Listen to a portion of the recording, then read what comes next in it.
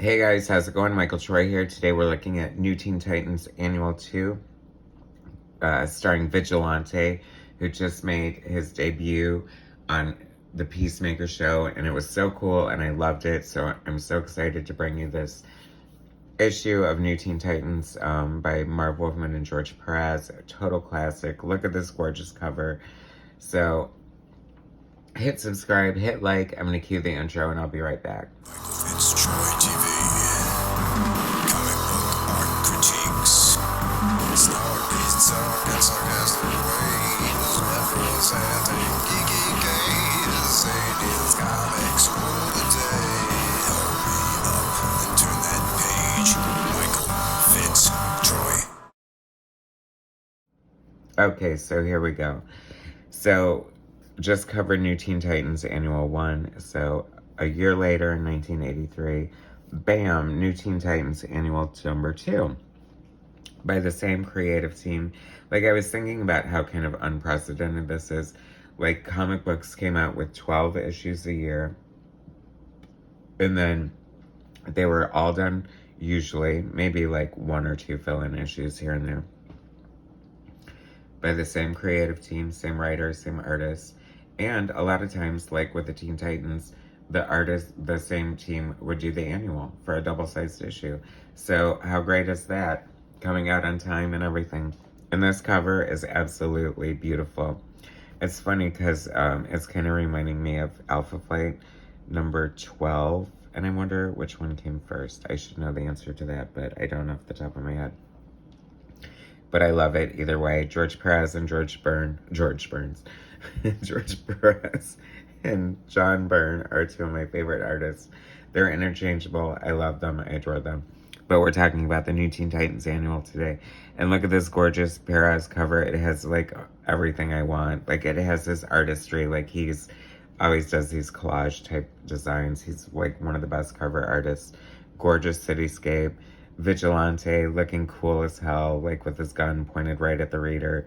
And then, like in the scope, all the Titans. I just love him. His faces are so distinct, instantly recognizable. They always look exactly how they're supposed to look. Now, so the Titans annuals for the first 3 annuals always tied up like a storyline currently going on in the Titans issues. And interesting here, I wonder how this happened because George Pérez and Marv Wolfman, co-plotters, Marv Wolfman doing the scripts, Pérez doing the layouts, and Pablo Marcos is finisher.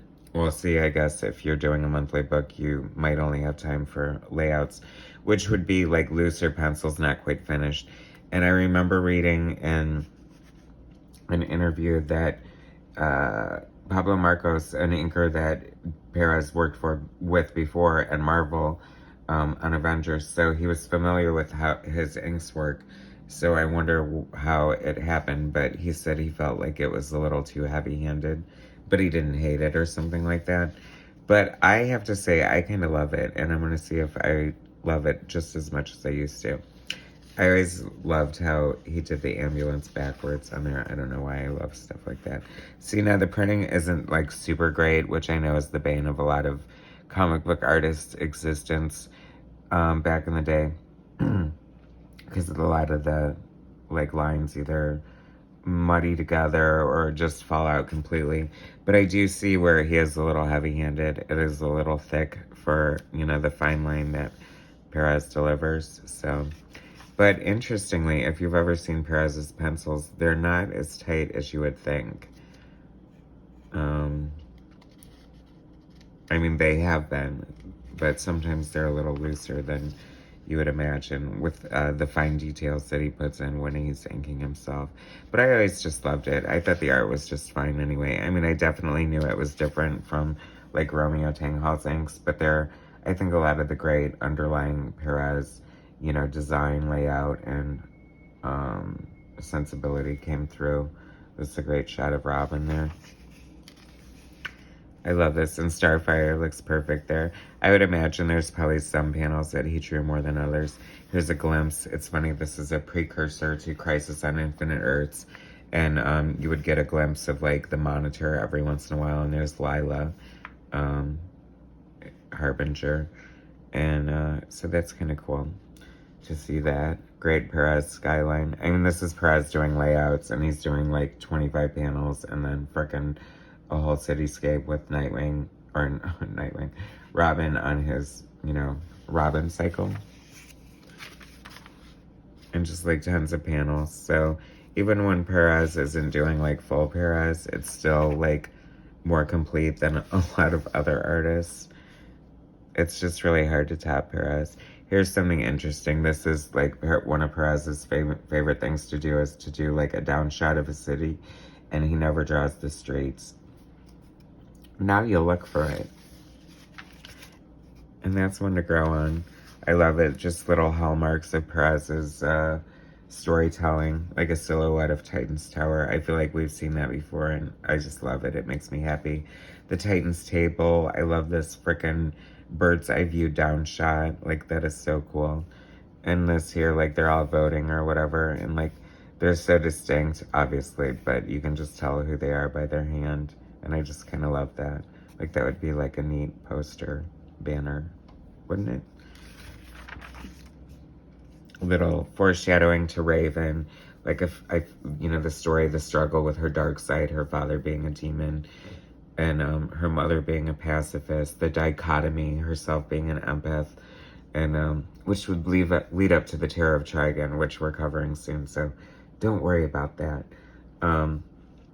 But I just love this. Like, she goes to Azar, and they sort of like denounce her, so that's kind of messed up. I mean, what choice do you have? Your own pacifist, like, heritage denounces you, so welcome to the dark side. Trigon will have her. Trigon is pretty terrifying for a lot of reasons. This is so cool. Just the storytelling is just so much fun. I always love this annual. Adrian Chase was like the district attorney, and then he slowly turned into the vigilante. And I just love the character's design. I feel in a way like in Peacemaker, like spoilers, he's see, there's another down shot of the city from the like 1 point perspective, or is it 3? But anyway, the point being, no pun intended, is that you don't see the streets. He doesn't draw the streets. And it's just like such a cool effect. It just, I don't know, it makes the city seem like this organic sort of living thing. Anyway, Pérez just draws everything so cool. I can just tell his layouts, even through these heavy-handed Pablo Marcos pencils. It was funny, Mr. T was so popular at the time, and I remember being happy to see like this Mr. T knockoff here. And she's cool. I loved her design. And Cheshire, I mean, come on, this is like the gift that keeps giving. Another great, like, I love these sort of roll call shots. I've done this before. So much great stuff to steal from George Pérez if you're an artist. God knows, I'm sure everyone has. All comic book artists steal from each other, just because, I mean, it's sort of like, how else do you learn? Like, oh, that's a really cool way to draw somebody flying backwards with that perspective or whatever. I'm more forgiving of Pablo Marcos's inks, knowing that they're like finishes and knowing that they must have been looser layouts, but I still have just always loved this book and this art, so I'm not complaining, trust me. This is so cool there. I love the silhouette of Starfire. And I always thought, I don't know, even as a kid, I thought that was kind of funny how she just like grabs her head with her thighs and throws her. I mean, that's kind of crazy. I mean, but that's what I love about like this book, or just maybe George Pérez's art and storytelling. Like, he can show you who a character is, like in 3 panels, and have you love them. And Vigilante is so cool. Oh, like I was saying, like, so Vigilante on Peacemaker, spoilers, they introduced the character of Vigilante, and he's freaking amazing. I feel like he's definitely, maybe they were trying to make him sort of like Deadpool-ish in a way, which is an angle I would have never thought of with Vigilante. Like, I kind of would like to see him have like a more serious Punisher type movie. But then again, like, adding the humor to it sort of takes away from how horrible he actually is as a person, I guess.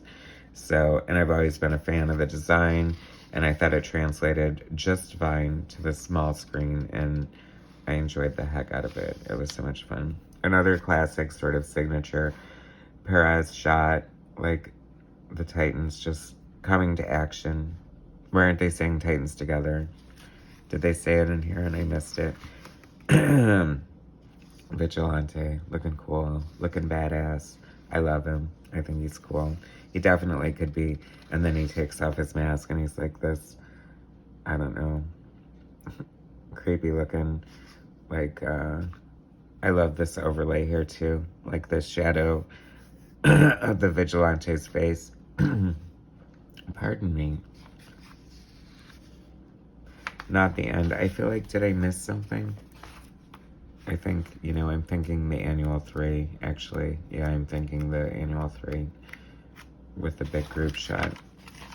Anyway, super cool, right, guys? Like, how exciting was it to see Vigilante on Peacemaker? And here's pretty much his debut in the pages of New Teen Titans. Annual 2, number 2, by Wolfman, Pérez, and Marcos. And it's so good. I love it.